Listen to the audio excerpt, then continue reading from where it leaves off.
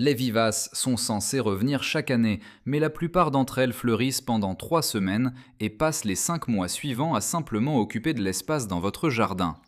3 semaines de couleur, puis plus rien. Ce n'est pas un jardin, c'est une déception coûteuse. Ces 15 vivaces fleurissent de la fin du printemps jusqu'aux premières gelées meurtrières et au moins 10 d'entre elles n'ont jamais été plantées par vos voisins. La numéro 8 de cette liste produit plus d'activité de colibri par mètre carré que presque tout ce que vous pouvez mettre en terre, et la plupart des jardiniers américains n'ont même jamais entendu son nom. Abonnez-vous à Garden Roots dès maintenant. Chaque semaine, cette chaîne vous livre les informations exactes qui vous font économiser de l'argent à la jardinerie, vous font gagner du temps dans le jardin et font en sorte que les solutions viennent à vous. Vous n'aurez pas à les chercher. La prochaine vidéo sur cette chaîne est quelque chose que chaque jardinier de ce pays doit voir avant d'acheter une seule plante cette saison. Abonnez-vous pour qu'elle apparaisse dans votre fil d'actualité dès sa mise en ligne. La numéro 1 est la Nepeta. La plupart des jardiniers américains la sous-plantent considérablement, et c'est vraiment dommage, car rien ne vous donne plus de couleurs pour moins de travail sur plus de mois qu'une bordure de Nepeta bien placée. Les fleurs sont d'un bleu lavande doux, et quand une plantation complète atteint son apogée fin mai, on dirait un nuage violet posé juste au niveau du sol. Cette floraison ne s'arrête pas. La Nepeta fleurit de fin mai à octobre dans la plupart des jardins américains, et le secret pour la maintenir aussi longtemps est une taille nette d'un tiers juste après la première grande vague de floraison de juin. Sortez vos cisailles, taillez-la franchement, et en 3 à 4 semaines, elle revient plus fournie et plus chargée de couleurs que la première fois. Rustique en zone 3 à 8, ce qui signifie que vous jardiniez dans le nord du Minnesota ou dans les États du centre de la côte atlantique, cette plante a été conçue pour votre climat. Placez-la le long des allées, laissez-la retomber sur le bord avant d'une bordure, laissez-la dévaler une pente. Elle s'étend magnifiquement sans jamais devenir le genre de plante qui envahit tout. Chaque abeille de votre quartier la trouvera. De mai jusqu'au gelé, il y a presque toujours quelque chose qui butine ses fleurs, et le jardin semble vivant grâce à elle. La numéro 2 est l'échinacée, et avant que vous décidiez que vous savez déjà tout sur cette plante, arrêtez-vous et écoutez, car l'échinacée que votre grand-mère cultivait, ce simple cône violet se tenant raidement au fond de la bordure, n'est pas ce qui est disponible pour les jardiniers américains en ce moment. Les sélectionneurs ont complètement transformé cette plante au cours de la dernière décennie, et la plupart des gens achètent encore l'ancienne version. L'échinacée d'aujourd'hui se décline en saumon, rouge profond, jaune doré, blanc crème et bicolore avec des combinaisons qui semblent appartenir à la toile d'un peintre. Des variétés comme Sunseekers Salmon et Cheyenne Spirit apparaissent dans les jardineries à travers tout le pays en ce moment et elles sont fiables en zone 3 à 9. Une adaptabilité d'un océan à l'autre que presque aucune autre vivace ne peut égaler. La fenêtre de floraison s'étend du début de l'été jusqu'à l'automne, et quand les fleurs finissent par faner, ne coupez pas ces têtes de graines. Laissez-les debout tout l'hiver, car les chardonnerets et les mésanges en dépendent quand le sol est gelé en profondeur et que toute autre source de nourriture a disparu. Aucune vivace indigène dans ce pays n'attire plus d'espèces de pollinisateurs par mètre carré que l'échinacée en pleine floraison. Jardinier du Sud en zone 7 à 9, choisissez des variétés tolérantes à la chaleur et offrez à vos plantes un peu d'ombre l'après-midi pendant les mois les plus chauds. Ce simple ajustement fait la différence entre une plante qui prospère et une qui s'épuise avant la fête du travail. La numéro 3 est la Rudbeckie, et la raison pour laquelle elle mérite sa place sur cette liste n'est pas seulement parce qu'elle est belle, c'est parce que les nouvelles variétés ont enfin résolu le seul problème qui frustrait les jardiniers américains avec cette plante depuis des années. Les anciens types développaient des taches foliaires dès le milieu de l'été et avaient l'air défraîchis et fatigués juste au moment où vous aviez besoin qu'ils soient au meilleur de leur forme. Des variétés comme American Gold Rush et Little Gold Star sont résistantes aux maladies, restent impeccables toute la saison et produisent de riches fleurs jaunes dorées avec des cœurs brun chocolat profond de fin juin jusqu'aux premières gelées sévères. C'est l'une des plus longues fenêtres de floraison naturelle de toutes les vivaces disponibles pour les jardiniers américains, point final. Plantez-la au milieu d'une bordure, massez-la le long d'une clôture, laissez-la se naturaliser dans une zone de prairie. La Rudbeckie gère chacune de ces situations sans se plaindre en zone 3 à 9 et quand septembre arrive et que les papillons monarques commencent leur migration vers le sud en direction du Mexique, ils s'arrêtent spécifiquement sur les Rudbeckies. Un jardin rempli de ces plantes en fin d'été est une véritable halte sur l'une des migrations les plus extraordinaires de cette planète. Si vous tirez une vraie valeur de cette liste, partagez cette vidéo avec un ami jardinier dès maintenant. Il a besoin de ces informations tout autant que vous, et les trouver par lui-même pourrait prendre des années. La numéro 4 est le géranium vivace, et c'est la plante qui sème la confusion chez plus de jardiniers américains que presque tout autre dans le monde des vivaces. Quand la plupart des gens entendent le mot géranium, ils imaginent cet annuel rouge posé dans une jardinière de fenêtre qu'on jette chaque octobre. Cette plante-là et celle-ci partagent un nom, et presque rien d'autre. Le géranium vivace, le vrai bec de grue, est une vivace robuste, étalée et à longue floraison qui revient fidèlement année après année en zone 4 à 8. La variété appelée Rosanne est celle à trouver dans votre jardinerie. Rosanne produit des fleurs bleu-violet vifs qui fleurissent plus longtemps que toute autre variété de géranium vivace sur le marché américain, d'avril à septembre, avec une légère taille après la première grande vague de floraison en début d'été. Plein soleil, mi-ombre, elle gère les deux sans se plaindre. Elle s'étend en un doux tapis couvre-sol sous les rosiers, le long des bordures ombragées, et comble les vides dans un agencement de plantation que rien d'autre ne referme avec autant de grâce. Les petites abeilles indigènes et les cirfes qui ne peuvent pas accéder aux fleurs plus grandes et plus profondes trouvent le géranium vivace grand ouvert et facile à butiner, et ils y reviennent tout au long de la saison. Jardinier du nord-ouest Pacifique et de la Nouvelle-Angleterre en particulier, cette plante donne le meilleur d'elle-même dans vos conditions de culture plus fraîches et plus humides. La numéro 5 est le penstémon, et les colibris connaissent cette plante depuis des siècles. Les jardiniers américains ne font que rattraper maintenant ce que ces oiseaux ont compris il y a bien longtemps. Le penstémon est originaire d'Amérique du Nord. Il a évolué ici, il appartient à ce territoire, et il existe des espèces et des variétés adaptées à pratiquement chaque région des États-Unis, des pentes rocheuses et sèches des montagnes, aux jardins humides du sud-est, en passant par les bordures froides du nord, en zone 3 et 4. Les fleurs tubulaires se déclinent en écarlate vif, violet riche, rose profond et lavande doux, selon la variété que vous choisissez, et elles fleurissent de la fin du printemps jusqu'au milieu de l'été, certaines variétés continuant jusqu'à l'automne. Plantez-en 3 ou plus ensemble dans un endroit ensoleillé et bien drainé, et à partir du Memorial Day, les colibris à gorge rubis dans l'est et les colibris à queue large dans l'ouest les trouveront avant même que vous ayez fini d'arroser. La chose la plus cruciale à savoir sur le penstémon et la raison exacte pour laquelle la plupart des jardiniers le perdent dès le premier hiver est celle-ci. Ne le taillez pas avant la fin du printemps. Ces anciennes tiges protègent le collet des dégâts du gel pendant les mois froids et les couper à l'automne est la raison numéro 1 pour laquelle cette plante ne revient pas en zone 4, 5 et 6. Laissez-les debout. La plante sait ce qu'elle fait. La numéro 6 est la sauge vivace et c'est la plante qui a résolu le problème du jardin mort en plein été qui rend les jardiniers américains absolument fous chaque juillet. Tout semble épuisé, les plantes de printemps ont fini depuis longtemps et les plantes d'automne n'ont pas encore commencé. La sauge vivace comble ce vide avec les couleurs les plus spectaculaires que votre jardin ait probablement jamais vues. Violet profond, bleu cobalt, rouge bordeaux riche. Ce sont des couleurs qui maintiennent leur intensité en pleine chaleur estivale, quand chaque pastel de votre bordure s'est déjà délavé et pâli. Rustique en zone 4 à 9, la sauge fleurit abondamment de la fin du printemps jusqu'à l'automne, et le secret pour la maintenir productive toute la saison est un étêtage régulier. Coupez les épis floraux fanés jusqu'à la prochaine paire de feuilles et de nouvelles tiges émergent en 2 semaines. Négligez cette seule tâche et la plante redirige son énergie vers la production de graines et le spectacle ralentit considérablement. Jardinier du Sud en zone 7 à 9, les variétés Amistad et Black and Blue supportent votre chaleur et votre humidité mieux que tout ce qui existe sur le marché en ce moment. Plantez la sauge devant des graminées ornementales ou à côté de rudbeckies dorées et le contraste de couleurs arrête les gens nets. La numéro 7 est l'Euchère, connue sous le nom de clochette de corail, et c'est la seule plante de toute cette liste qui mérite sa place dans votre jardin, même les jours où elle ne fleurit pas. Les fleurs sont de délicates hampes de corail, roses ou blancs, qui s'élèvent au-dessus du feuillage de la fin du printemps jusqu'au milieu de l'été, et les colibris les visitent régulièrement.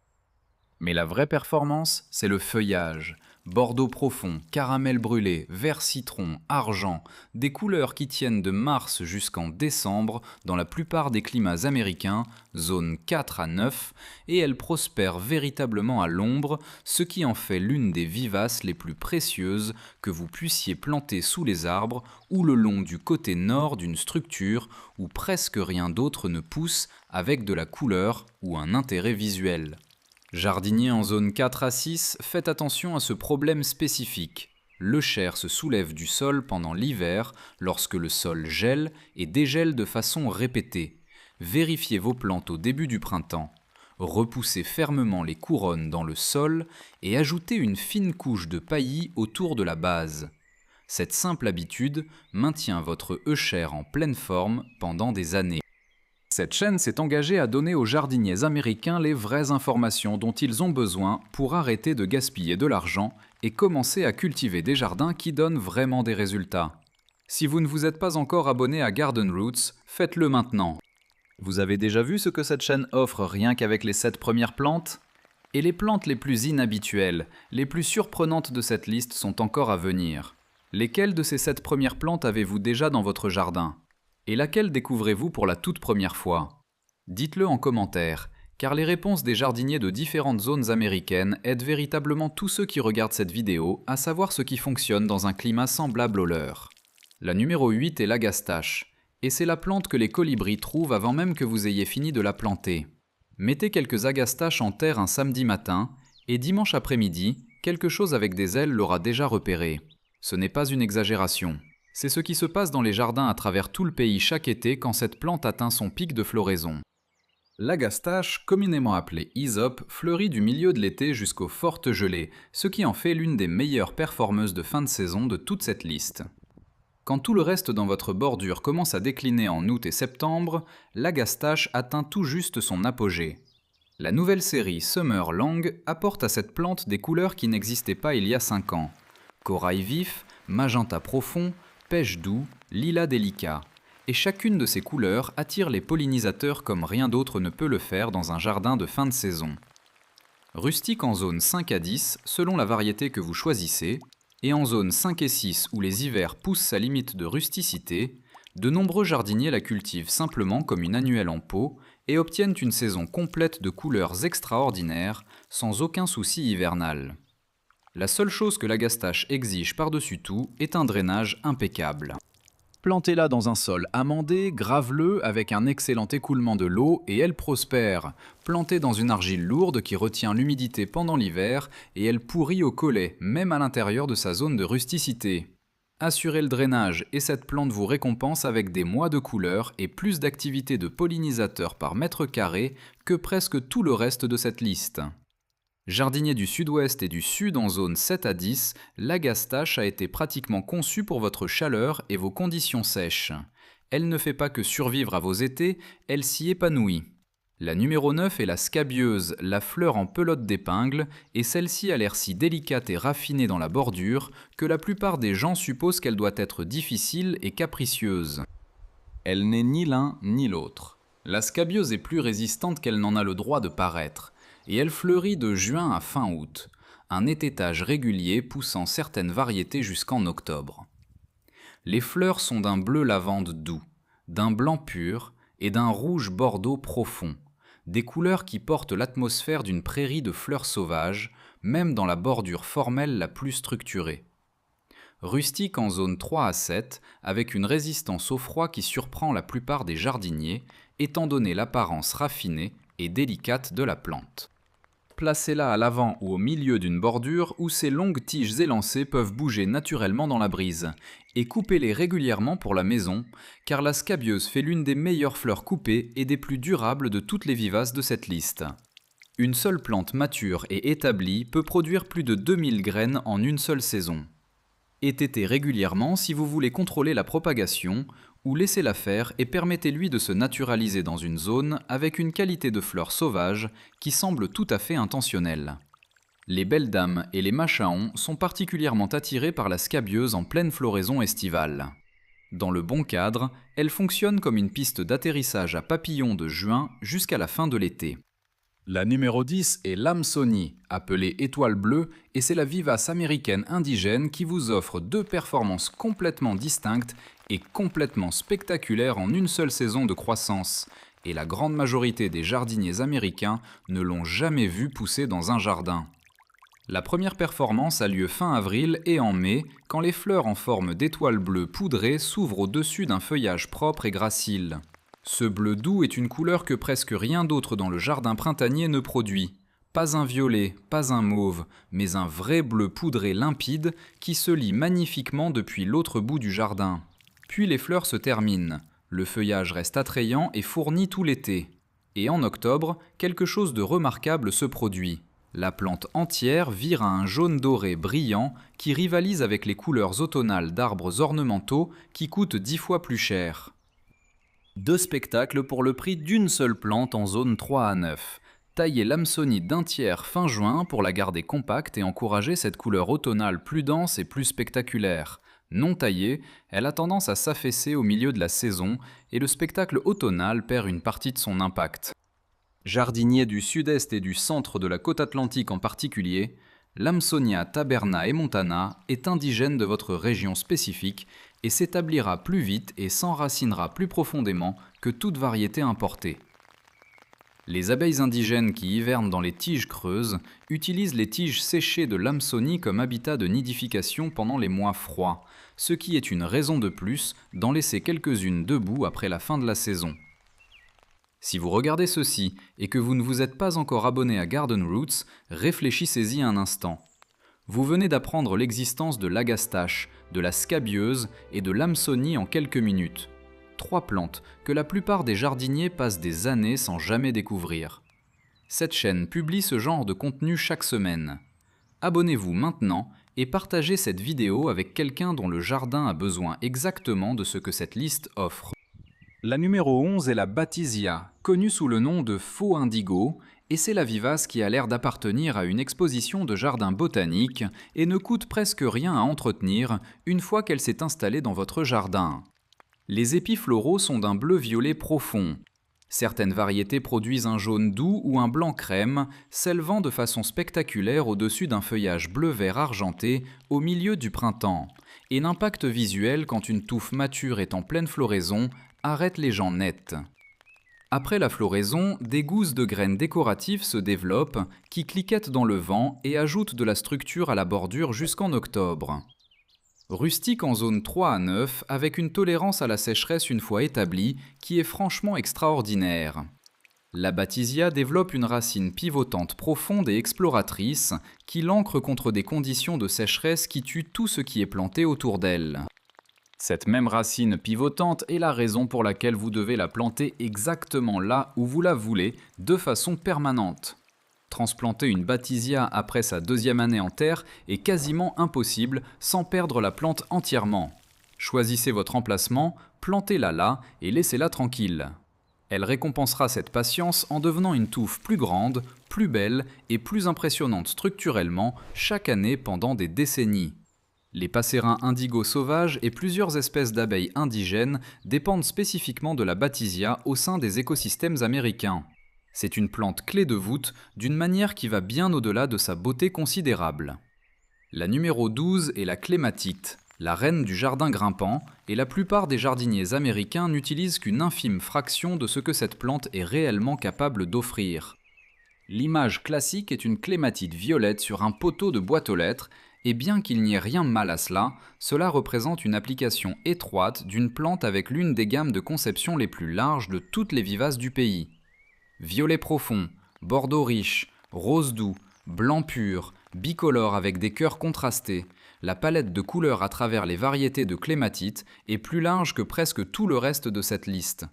Rustique en zone 4 à 9 et fleurissant de la fin du printemps jusqu'au début de l'automne selon la variété, la vraie stratégie pour étendre la couleur de la clématite sur toute la saison est de choisir 3 variétés différentes avec des périodes de floraison échelonnées. Une variété à floraison précoce, une variété de milieu d'été et une variété à floraison tardive, plantées ensemble sur la même structure, vous donnent une couleur florale continue de mai à septembre sur un seul treillage. Faites-la grimper sur une tonnelle, le long d'une clôture, à travers un arbuste établi, sur une vieille souche d'arbre, partout où une structure verticale existe, la clématite la transforme. La seule règle qui compte vraiment, et celle qui sauve la vie de la plante dans les jardins du Nord, est celle-ci. Plantez-la avec la tête en plein soleil et les racines à l'ombre et au frais. Paillez abondamment la base. Plantez un couvre-sol bas autour du collet. Empêchez ses racines de cuire sous la chaleur estivale et la clématite performera fidèlement pour vous, année après année. Les abeilles indigènes à la recherche de pollen en début d'été trouvent les fleurs de clématite exactement au bon moment, avant que la plupart des autres plantes grimpantes n'aient ouvert leurs fleurs.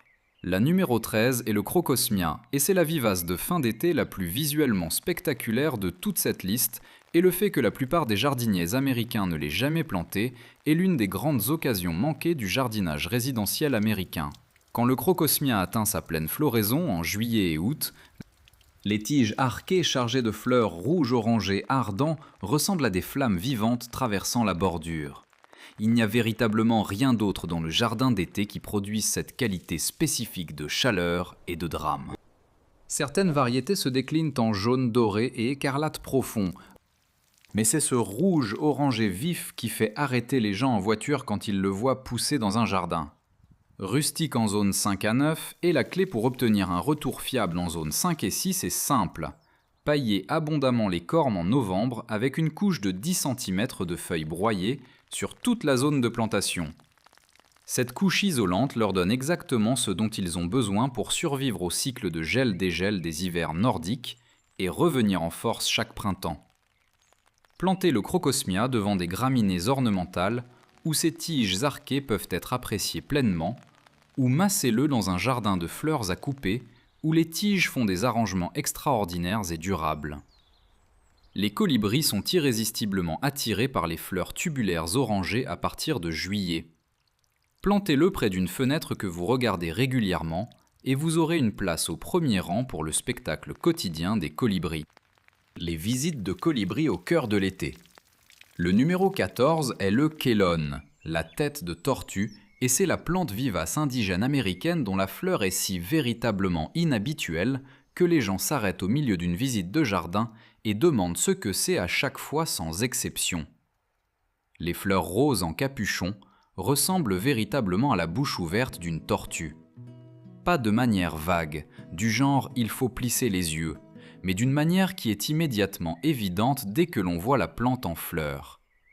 Rose riche à rose profond, fleurissant d'août à octobre, ce qui fait du kélone l'une des vivaces indigènes à floraison la plus tardive disponible pour les jardiniers américains partout dans le pays. Rustique dans les zones 3 à 8, l'endroit où le kélone a sa place est partout où le sol est constamment humide. Les jardins de pluie, les zones basses le long d'une clôture, le bord d'un ruisseau ou d'un étang, les bordures à mi-ombre où le sol reste humide et où la couleur de fin de saison est la chose la plus difficile au monde à trouver. Si votre jardin a une zone basse et humide, où les autres plantes se noient et où rien ne semble prospérer, le kélone traitera cet endroit problématique exactement comme un paradis. Les bourdons sont le pollinisateur principal de cette plante. La fleur est spécifiquement formée pour s'adapter à leur taille et à leur poids, et en fin d'été, quand les colonies de bourdons atteignent leur population maximale, un massif de kélone en pleine floraison est l'un des endroits les plus écologiquement actifs et visuellement vivants de n'importe quel jardin américain. De tout ce qui figure sur cette liste jusqu'ici, Agastache, Amsonia, Bathisia, Crocosmia, kélone, lequel vous a véritablement le plus surpris ? Laissez votre réponse dans les commentaires tout de suite parce que des jardiniers de votre zone lisent ces réponses et prennent des décisions de plantation basées exactement sur ce que vous partagez. Le numéro 15 est le Veronicastrum, connu sous le nom de racine de culver, et le fait que la plupart des jardiniers américains ne puissent pas nommer cette plante est l'une des occasions manquées les plus significatives dans le jardinage de vivaces aux États-Unis aujourd'hui. Promenez-vous dans n'importe quel jardin botanique sérieux du Midwest à la côte médio-atlantique en juillet et vous la trouverez.